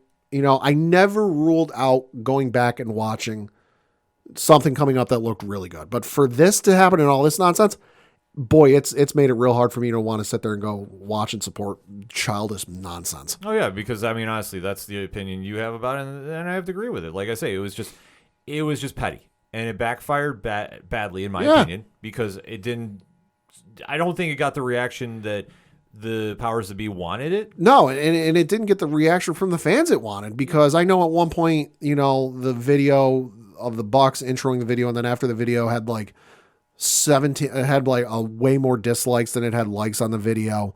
I know Reddit, which when AEW airs is very pro AEW. At the start, right after it happened, it was very, oh, this looks good for AEW. Oh, that was great. Oh, that was this. It very quickly swung back in the other direction, and everyone was kind of in agreement. Yeah, that was dumb. Yeah, because if that was supposed to help get over the angle with the Bucks and FTR, it failed. If it was supposed to get Jack Perry over to bring him back from I could understand airing the footage if the Bucks were there, if they were in Gorilla, but they tried spinning this whole story of, oh, well, it happened and we got told and we got very distracted and, we lost our match because of it. Yeah, like I'm sure now, being one of the founders of the companies in quote unquote EVPs, I'm sure they were told. Yeah, I don't doubt that. Yeah. I don't doubt that for 1 second. But to sit there and then try and say, oh, we got distracted. We lost our match because of it. Stop. Well, they were trying to spin it into an angle, which, Stop. like I say, if you were there, I could understand it, and I could kind of understand it and kind of spin it a certain way. But with this, they weren't even there. No, that's the whole point. They tried spinning it into an angle, which was even worse. Yeah. And that's the whole point. They completely misfired on all accounts. Because it didn't do anything for Jack Perry. The minute he returns on camera, guess what? Everybody's going to be chanting CM Punk, which is a disservice to him. Well, and contrary to other reports, they weren't booing CM Punk. They were chanting CM Punk. And all it did for Jack Perry was his merch sold out that same night. Yeah, which, congratulations, but you're still going to hear CM Punk get chanted in every building you go into from here on out. The Bucks will. FTR might. I don't know. But the Bucks are certainly going to hear CM Punk chants. So at the end of the day, what were you trying to do? Set up this feud and build this angle between FTR and the Bucks that really didn't need? No. All you did was bring focus onto another company that had their biggest week in wrestling history, that I know some people were thinking they held off on the documentary because of this. No, they just got so much more footage than they anticipated. They're taking some more time to put it out there. But it was just stupid and childish and petty. And Tony Khan needs to grow up. Yeah. Listen, if he was the one that called the shot on it, it was just a misfire completely. Yeah, so agreed. We'll just kind of leave it at that. And AEW, just focus on your own business. Don't worry about your competitor, because now you give them free advertising, and they have a lot to talk about this. And week. how asinine does this look the week after Adam Copeland comes out and cuts that, like, hey, we focus on us and focus on the good we're doing. Yeah. And then you go and do that. Exactly. Thanks. Yeah, so focus on building up Dynasty this week, and I would not even address what you did and just move on from it and take that L in our opinions. But a lot of pro wrestling to talk about this week, so definitely hit us up on the hashtag ODPH pod. What is your thoughts about the post-WrestleMania moments on SmackDown, Raw, the changes that are happening there, the Sami Zayn match that went down in Montreal? And if you want to talk some AEW, we'll talk some AEW with you. But if you want even some more in-depth coverage, definitely make sure to turn into Nerd Initiative Wrestling Night Live, Thursday night, 8 p.m. Eastern Standard Time on YouTube and streaming services. We're going to take a quick break. We'll be right back.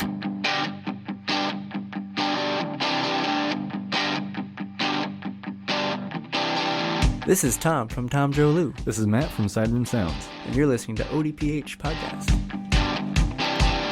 Wanna go where no one knows my name, to the desert, the oceans, or the plains. Coming back for the final segment on this edition of the ODPH podcast. Pad, what you got? Got a couple things to talk about. First of which is the local minute, and I'm going to talk some Binghamton Black Bears hockey. Looking at the standings, because the regular season is now officially over. One final week, Binghamton finishing in first place. Let's ride. So through 56 games played, the Binghamton Black Bears finished with 35 wins in regulation, 10 losses, 7 losses in overtime or shootout. They had 1 overtime win and 3 shootout wins. Finished in first place with 120 points. Motor City finished in second with 97 points. Danbury finished in third with 90 points. Watertown finished in fourth with 61, and Elmira finished in last with 60 points. Looking at the schedule from the last week, they had just the 2 games.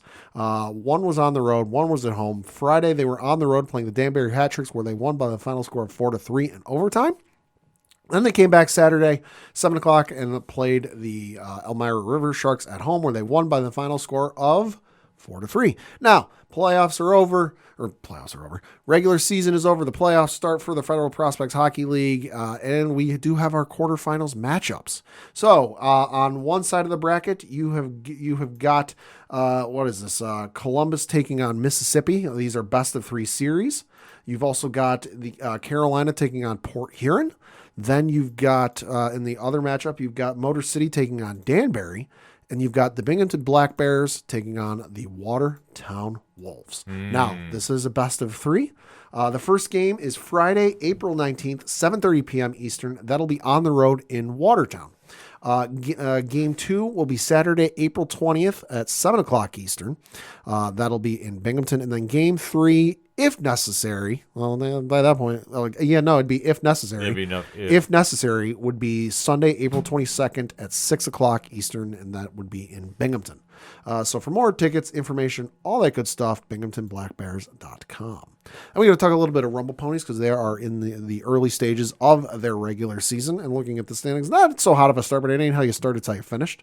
Currently sitting in, 5th place with a record of 3-5. They're behind Somerset, who are the Yankees affiliates, Portland, who is the Boston affiliate, New Hampshire, who is the Toronto affiliate, and Hartford, the Colorado affiliate, running away with things, 5-2. Looking at their schedule from this past week, however, had a series on the road against Erie. They lost the game on Tuesday by the final score of 2-0. Came back and won on Wednesday, though, by the final score of 4-3. Thursday game got postponed because of rain, was made up on Saturday. And then also the game on Friday was canceled because of rain. I'm sure they'll try and make that up some point later in the year. So they had a doubleheader on Saturday. They won the first game by the final score of 9-2. Then they lost the second game by the final score of 6-7. Came back on Sunday and lost by the final score of 5-3. This week they're at home for a 6-game series against the Reading Fightin' Phils. First game is taking place on Tuesday, April 16th, 6:05 p.m. Eastern. That'll be Jackie Robinson Day for the minor league baseball. I know Major Leagues just had it the other day, but that'll be the one where all of the players on the field and the managers and whatnot will be wearing the number 42 in honor of Jackie Robinson, breaking the color barrier and making his Major League debut.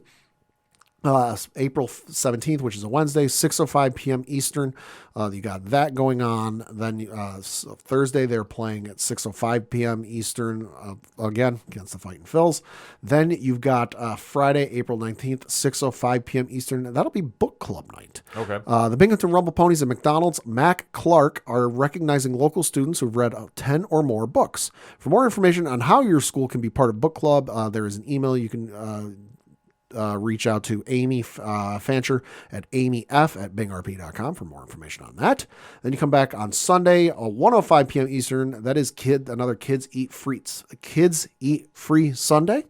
So that is where kids 12 and under will receive a voucher for a hot dog and a small soda at the stadium.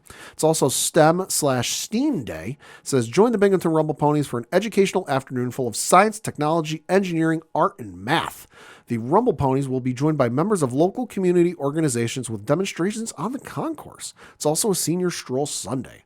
So definitely get a chance to check them out this weekend. Weather should be a little bit nicer than it has been the last couple of days. Because after this week, they're on the road next week and they won't be back until the end of the month. So for more tickets, information, all that good stuff, bingrp.com. Then we got to talk a little bit of baseball, Major League Baseball, because we got an update on a story we said we'd keep you updated on as soon as information became available. And boy, did we get an update on the Shohei Ohtani, Ippei Mizuhara story.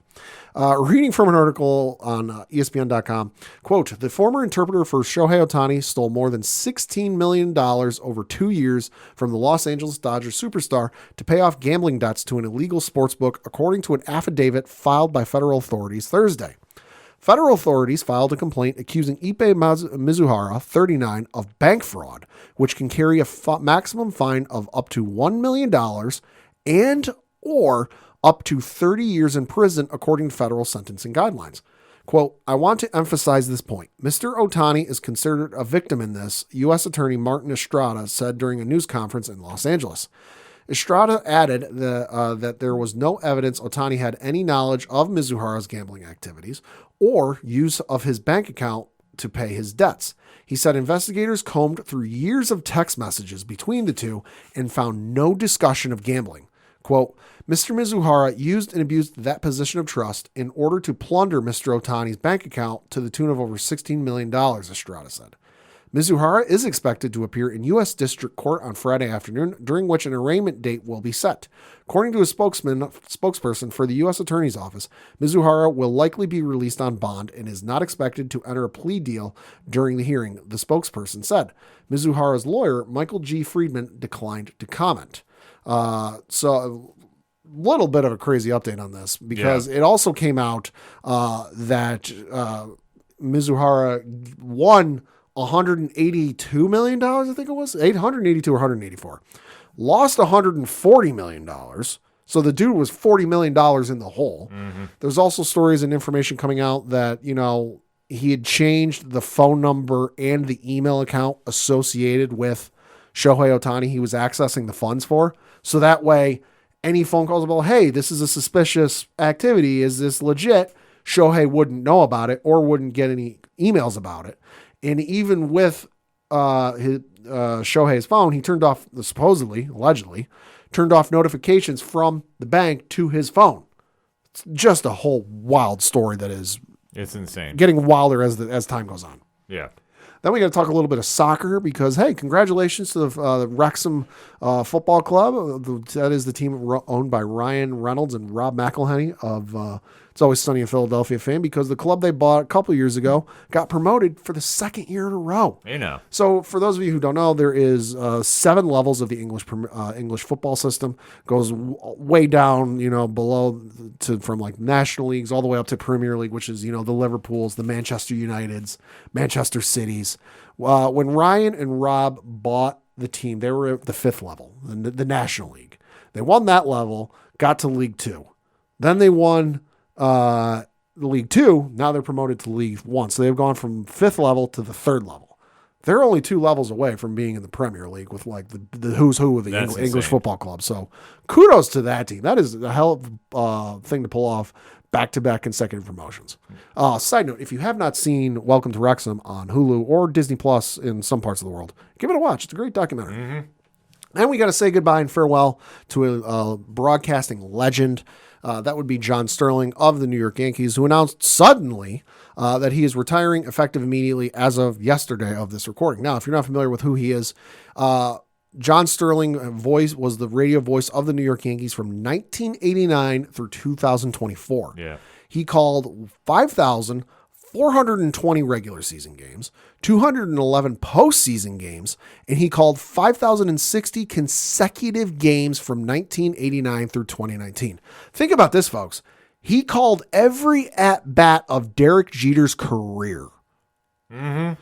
He was inducted into the New York State Broadcasters Hall of Fame in 2016, and he is a 12-time Emmy Award winner as the host of Yankeeography on the Yes Network. If you're not familiar with what that is, biography of Yankees players, television format. It's a great series if you're a Yankees fan.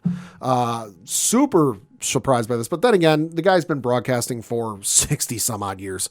Like we said, he broadcasted the Yankees games from 89 through just this year. But prior to that, he was doing Atlanta reading from his Wikipedia page, quote, from 1975 through 1980, Sterling announced Brooklyn, New Jersey Nets and New York Islanders games for a host of stations. He continued his talk program. He had a talk program through 1978. He spent 9 years in Atlanta hosting a sports call-in show on WSB Radio and covered the Braves from 1982 to 1987. He also covered the Atlanta Hawks from 1981 through 1989. So the dude's been working in radio for like 60 some odd years. Yeah.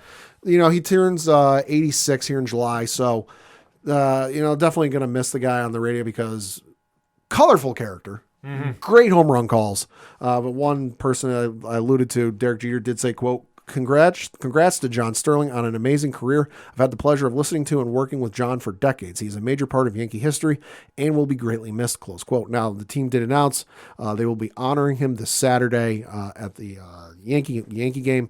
Willing to bet they get a plaque made ASAP and put his plaque up in the Monument Park there in Yankee Stadium. And if you think that's a little odd, a little unusual, not for them. Bob Shepard, who was the PA announcer for the Yankees for God, how many years? Yeah. Has got a plaque in Monument Park in Yankee Stadium. So congratulations to John Sterling. Absolutely, congratulations to him. He's the voice of the Yankees for so many years. Like, that's who I've grown up listening to. Literally, he was the broadcaster of the Yankees for my entire life. Yeah. And obviously recently he'd taken some steps back and wasn't really doing road games outside of like something immediate. Like I know he'd do Boston games and Mets games and Phillies games, but like when the Yankees went, but if they went to San Francisco or Los Angeles, he wouldn't go all the way out there, but definitely going to miss the guy. Yeah, absolutely. Definitely salute to a legend right there. Burn, baby, burn. Mm-hmm. And you know what? I think that's how we just got to end the show. I was going to say quickly about the Rangers. We clinched the President's Cup. Hell yeah. We are set to go into the playoffs. So tonight as we were recording, we're going to find out who we're going to be facing. So Tuesday night is going to have a lot of action going on with the NHL, and it's going to really shape up of who is going to be where for the playoffs. If it ends right now and no games played tonight for whatever reason, the Rangers got Washington first round. So the road to the Stanley Cup comes through Madison Square Garden. Blue Shirt Nation, stand the puck up. You know what time it is. If we start posting on social media in all lowercase letters, you know why. Exactly. So a lot of things going to be happening there. So just like we ended as we always do for anything and everything that is the ODPH, you can find it at odphpodcast.com. That's it for this weekend of sports for the one and only Pedal J. Fuck the Astros. I'm your host, Ken M. It's hockey season. Let's go Rangers. Let's go Knicks for basketball as well, too. Thank you for listening to the ODPH podcast. We'll see you next time.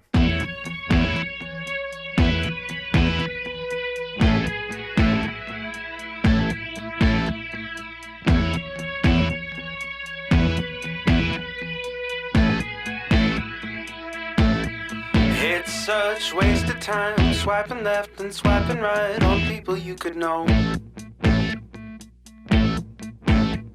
'Cause anyone who's worth a damn be worth way more than a picture could ever show. You could find the right light, find the right angle, and never find your soul. And it can feel like a losing battle, and this plot is full of holes. This modern way of finding love just makes me feel so alone. And I can't be the only one sick of staring at my phone. So look up, talk to me, a better way to spend our energy. Just look up, talk to me. We don't have to float alone on the open sea. Don't know that I believe in the old time fable. Everyone has just one true love. All I know is you're across this table, and you're all I'm thinking of. So look up, talk to me, a better way to spend our energy. Just look up, talk to me. We don't have to float alone on the open sea.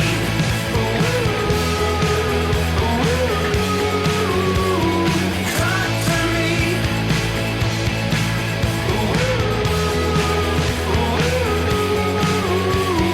Talk to me. It's such waste of time, swiping left and swiping right on people you could know.